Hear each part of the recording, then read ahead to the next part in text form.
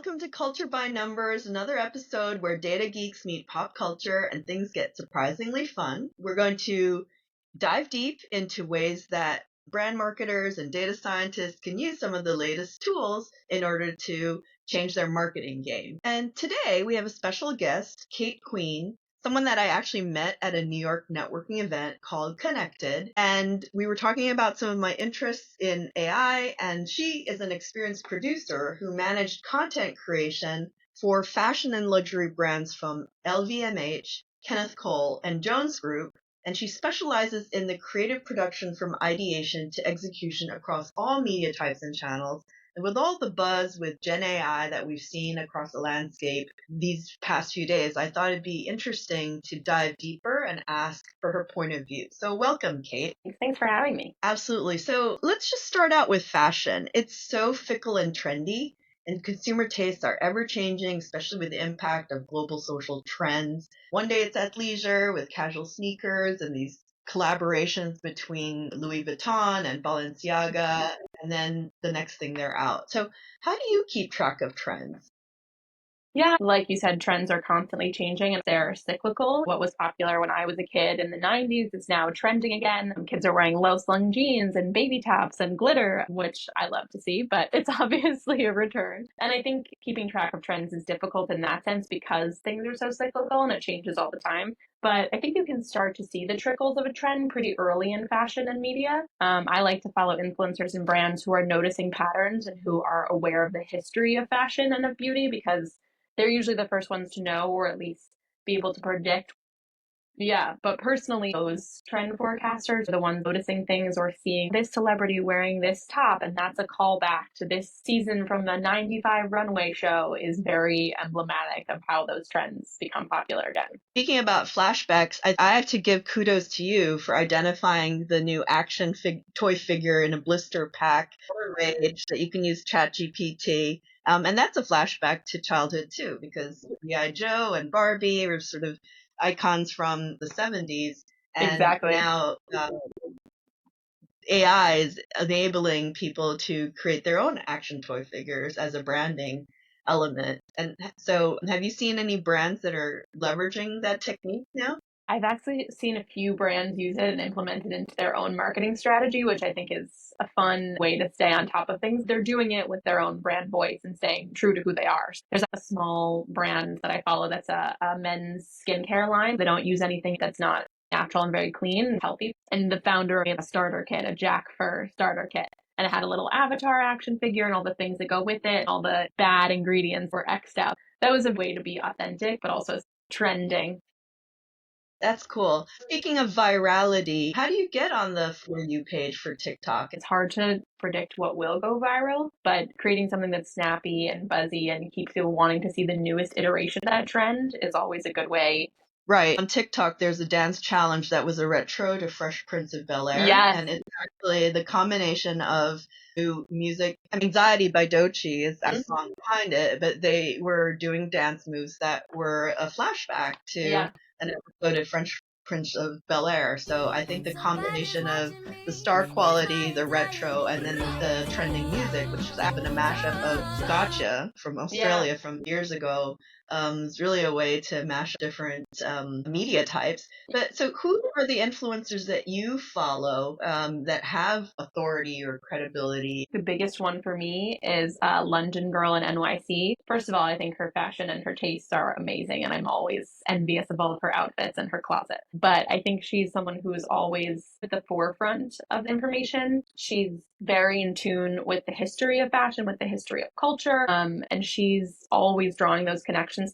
There's always some educational element linking what she's showing you to something that's happened in the past. Because of that, it's a very reliable source because it's repeating itself. It's not reinventing the wheel, but it's building on something that's already existed. Right. So if I'm a brand marketer or an agency that wants to be able to track the reach and the sentiment of a number of different influencers, not just London Girl in New York, but anyone that's emerging or growing, is there a way for people to use dashboards or any way to plug into IG to see, how many followers there are and gain followers through videos and track who's been trending? You can implement where you ask which influencers have been trending in the last 48 hours, or which viral video is peaking right now and why. That might help people see where those trends originate and how they grow momentum. There's so many videos and there's so much content that's put out every single day. It's overwhelming to search through it and see what's trending. AI could be helpful in plugging in questions and generate a list of videos that are top right now. How does a brand decide which influencer to go with? There are some that are flash in the pan, and there's some that have a little bit more longevity. If they're looking for sustainable value creation, how do they distinguish between something that's an overnight versus that has a little bit of legs? That part can also be tricky because you have to be really thoughtful about it. The partnership has to work for both the brand side and the influencer side. It can't just be that you're pulling an influencer who's trending or trying to stay on top of something because it's gaining you traction. There have been a lot of instances that have had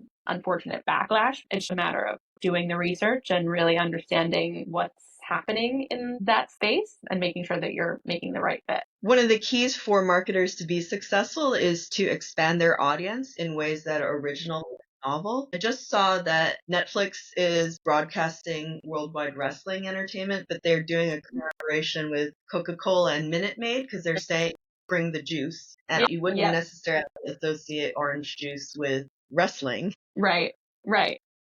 Part of coming up with that angle is about the creative process. So as a producer, can you, in simple terms, summarize the creative process from the brand brief to conceptual wireframes and mock-ups and then prototypes? What's an example of start to finish a memorable project that you produced? First of all, the framework for it is pretty much the same no matter what the project is. Essentially, the brief comes in and it creates the framework for each project.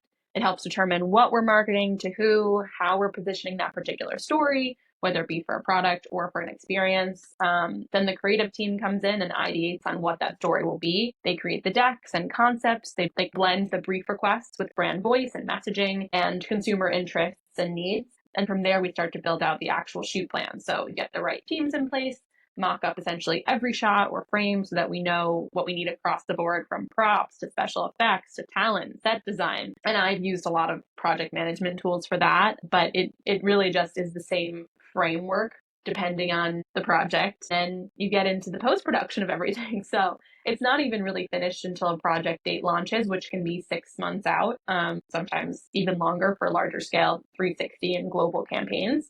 So it totally depends on the length of a rollout, but the essential structure is the same. In your experience at Jones or Kenneth Cole or LVMH, is there any memorable campaign that really stood out for you, either because it was a difficult client or an impossible deadline or just something that really hit home for you?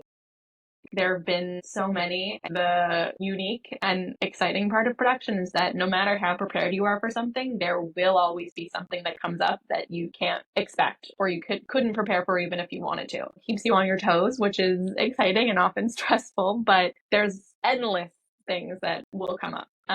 One that felt the most impactful to me, though, was when I was working for Fresh, we did a new soy campaign. We did a casting of real people. We had a huge turnout, way bigger than we thought, which was amazing and a really nice surprise. But I think it was really fun in that way to connect with your actual customer and the consumer. It was amazing to see people's reactions to being there and feeling like they were a part of the process, and also hearing their stories about whatever it may be, that it made them have more confidence, that it feels like a great way to wake up, that they never go to sleep without it.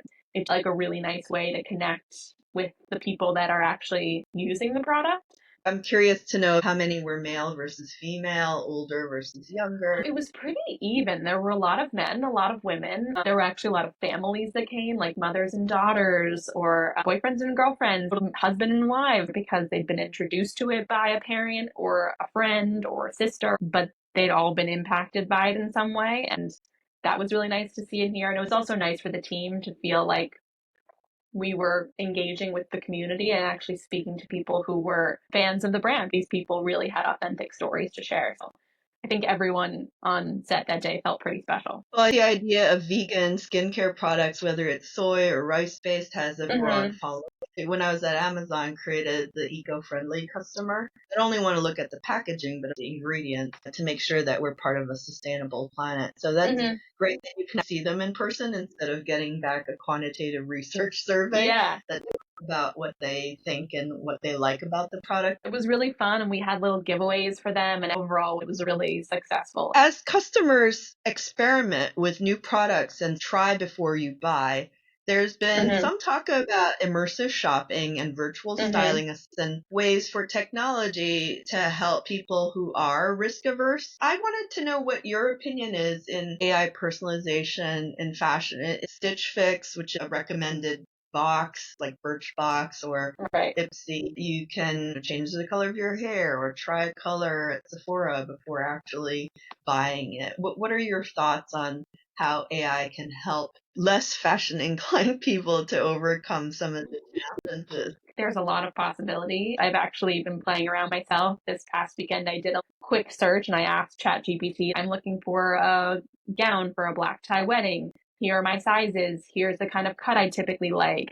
And it actually brought up a couple of options for me from Bloomingdale's, from a few different websites. And they weren't extremely personalized, but they did fit the bill of the keywords that I put in. So I think there's a lot of ways that AI can be to help people narrow down that search. When you go to a website like a bigger retailer, there's 15 pages of items that you have to sift through, and that can be exhausting, and you don't know how it's going to look on you, you don't know how it's going to fit, you don't know if you like that style. So I think if there are keywords you can put in and say, this is what I want you to curate, I want 5 options only, can make it a little bit easier. Say, this is what you have access to. That could be a pretty interesting way to narrow it down. Yeah, the typical online shopping experience is scrolling through a bunch of tiles of products that are suggested based on a keyword search and a category. You already have to have an idea of what you're looking for, but putting together your outfit of the day for Yeah. a specific event is a problem that needs to be solved. What if it's a destination wedding and you have to Mm-hmm. understand whether it's in Switzerland or in Jamaica? It's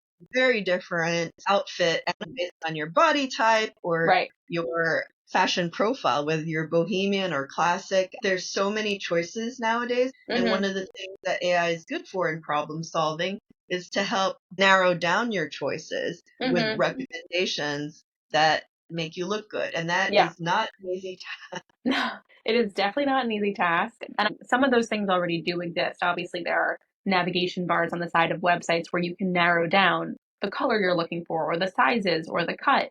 But maybe you want to explore things that you don't know if you like or dislike, or maybe you just want 4 suggestions. I don't want to look through a million pages. So there are ways to make it more personalized and make it more streamlined for a shopper that's not really interested in searching through options. consumers have a range of ideas of whether they know that they have an instinct of something versus being completely unaware of what the choices are. So I Mm-hmm. remember going into a professional running shop to get a Yeah. recommendation on a running shoe. I had to stand on the machine. They did a 360. They did an analysis of my foot and where I was in the spectrum of people, my height. I came up with 2 shoes. And I'm a huge fan. I love my Brooks. I haven't tried the Hoka, but I didn't have to think. I completely delegated the choices to this machine that could look through the catalog of all available sneakers to come up with a recommendation. And I thought that was a successful example where technology helped me find something that was suitable for my level of physical activity and the support that I needed.